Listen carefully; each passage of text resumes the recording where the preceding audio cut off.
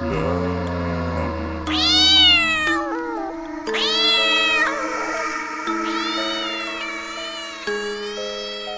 إسلام إسلام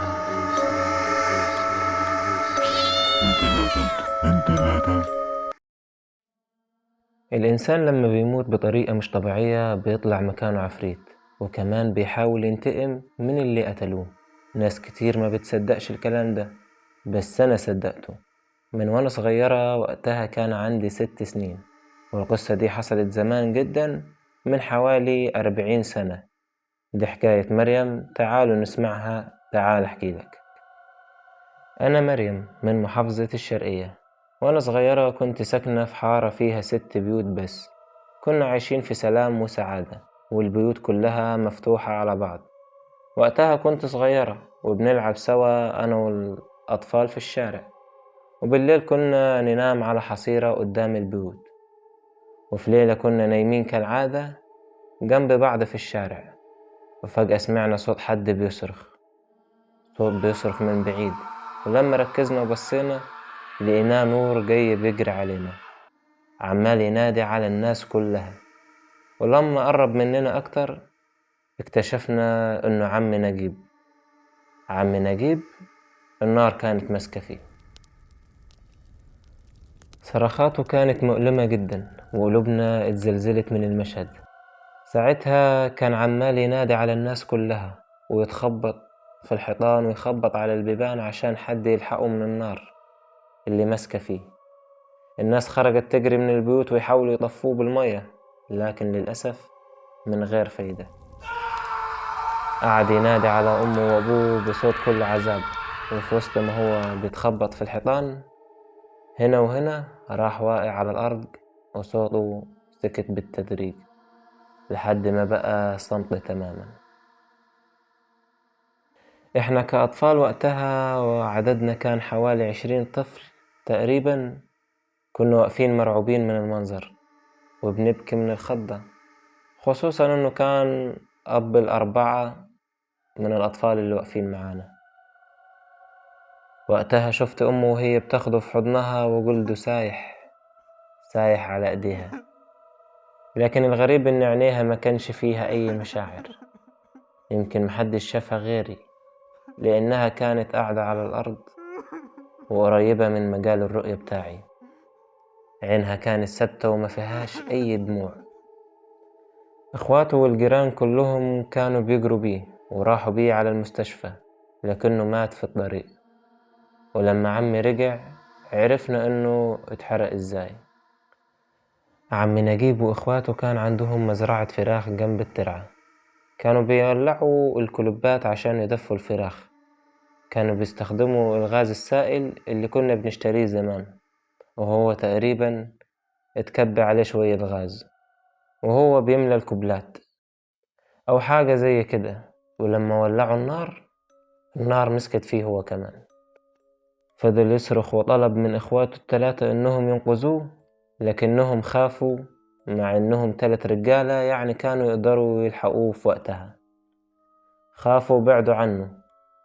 راح يجري برا المزرعة عشان كان في مرشح قريب منه وفي مية، رمى نفسه فيه، لكن الرشاح كان فاضي، مفهوش مية، ده كان فيه زيوت ومخلفات. ولما نط فيه النار مسكت فيه أكتر. جري ناحية البيوت عشان حد يلحقه من الجيران، وكان بينادي على الجيران بالاسم: يا عم فلان الحقني، يا عم فلان الحقني.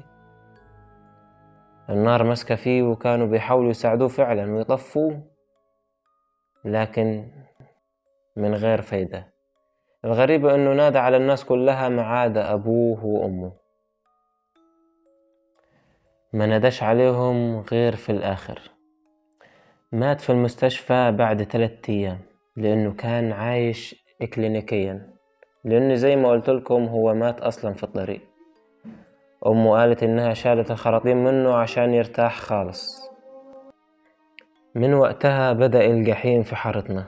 كل يوم في نفس الميعاد اللي اتحرق فيه، اللي هو الساعة 3 قبل الفجر، نسمع صوته وهو بيصرخ وبيجري في الحارة ويخبط على البيوت والشبابيك وينادي على الناس كلها: حتى الأطفال كان يناديهم بالاسم. إحنا طبعا من بعدها ما بقيناش ننام برا البيت تاني نهائي، بقينا ندخل ننام في البيوت من جوا. نفس المشهد كان بيتكرر يوميا وكأنه حقيقة. كل يوم بقينا نقفل الأبواب بدري وكل واحد يلزم بيته، لكن لسوء حظي إن الأوضة اللي بنام فيها هي اللي على الشارع، والأوضة اللي بيناموا فيها أبويا وأمي كانت في البيت من جوا. فكنت كل يوم بعيش الرعب، ولما أقول لأمي اللي بسمعه تقول لي سدي ودانك ونامي. كنت يوميا أنا والأطفال نحكي لبعض اللي سمعناه، ونحكي كل حاجة وإحنا مرعوبين ومش عارفين نعمل إيه. الناس كلها ما كانتش عارفة تعمل إيه أو تتصرف إزاي. طبعا لما كنا نسمع صوت الخبط على البيبان بالليل محدش كان بيفتح، لأننا كنا عارفين ومتأكدين إنه عفريت عم نجيب. لحد ما في يوم خبط على البيت اللي قصدنا، وكانت ساكنة فيه خالتي صباح أم محمد. راحت واحدة من البنات الصغيرين، قامت وفتحت له الباب. شفته واقف قدامها مولع، وراح مسكها عشان يشدها وياخدها معاه.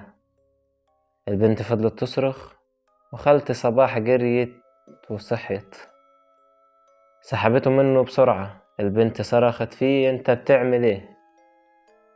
خالتي صباح بقت تشد من ناحية وهو يشد من ناحية، والناس صحيت ومنهم أمه. ما سابش البنت غير لما أمه صرخت فيه وقالت له ارجع مكانك وما تجيش هنا تاني. بعدها نجيب بدأ ينتقم من اخواته الثلاثة اللي سابوه يولع وخافوا يساعدوه. هما ما كانوش ساكنين معانا في نفس الحارة. في يوم سمعنا انهم لقوا ابن اخوه مولع في الشارع قدام بيتهم، والنار مسكت فيه. ولما جريوا بيه على المستشفى قال لهم ان عم نجيب ظهر قدامه وولع فيه، وقال له انا هولع فيك زي ما حصل معايا عشان ابوك السبب، وولع فيه واختفى.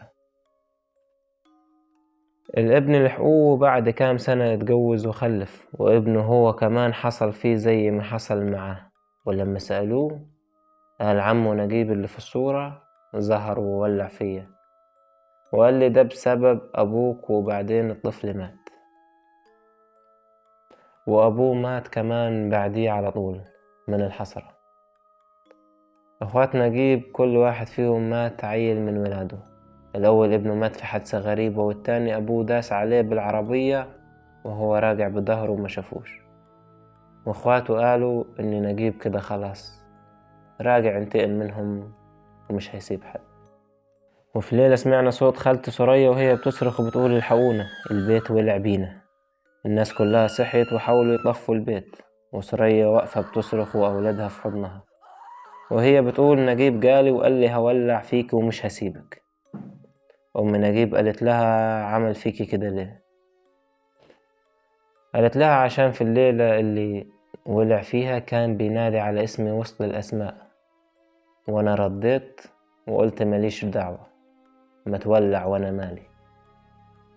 وهو دلوقتي جاي ينتقم مني. الحقيقة إن محدش قدر يطفي بيتها، النار مسكت فيه وأكلته كله. والعجيبة إن بيتها بس من وسط البيوت اللي ولع، البيتين اللي لازقين فيه ما حصلش فيهم أي حاجة. الحارة فضلت على الوضع ده من وأنا عندي 5 سنين لحد ما بقى عندي 12 سنة، وكانوا يقولوا لنا ما تخافوش، هو بينادي عليكم عشان يخوفكم بس، لكنه مش هيأذيكم. كنا بنخاف حتى بعد ما كبرنا. كنا نخاف ندخل الحارة حتى في الصبح، والنور كمان كان بيقطع عندنا كتير. في يوم دخلت الحارة والنور كان قاطع، كنت معدية قدام بيت عم نجيب.